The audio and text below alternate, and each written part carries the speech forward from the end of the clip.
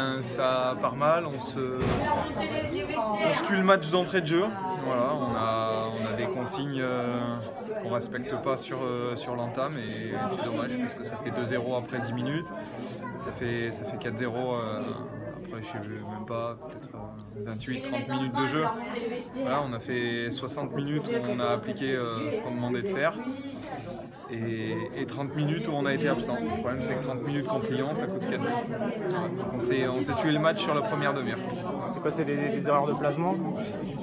Des erreurs dans la manière de défendre. Voilà, on donne des consignes sur ce qu'on doit faire et ne pas faire. Et à partir du moment où voilà, il y a certaines choses qui ne sont pas respectées contre Lyon, c'est très vite sanctionné. Voilà, on sait forcément que ça va être très compliqué.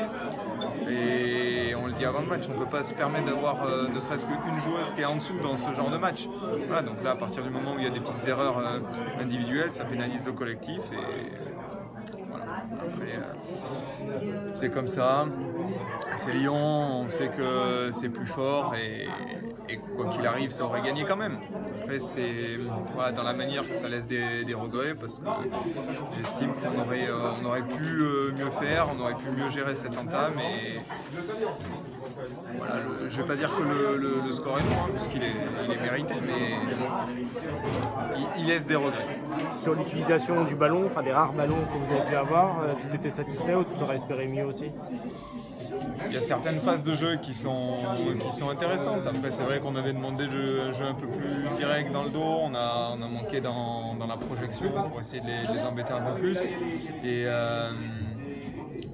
Et au bout d'un moment, en fait, nos attaquants se sont focalisés uniquement sur leur tâche défensive. Donc, ce qui est logique quand on passe 90% de son temps à défendre.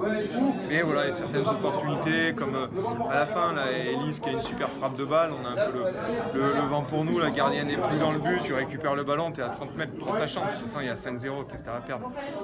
Donc, voilà, ces petites choses où je pense qu'il faut prendre des risques par moment et on n'a pas forcément su le faire pour essayer de au moins marquer ce petit but ou voilà, créer un peu plus de danger par moment. Vous avez quand même bien tenu en deuxième mi-temps, le score n'a pas été aussi élevé qu'il aurait pu l'être vu le 3-0 au bout d'un quart d'heure de jeu.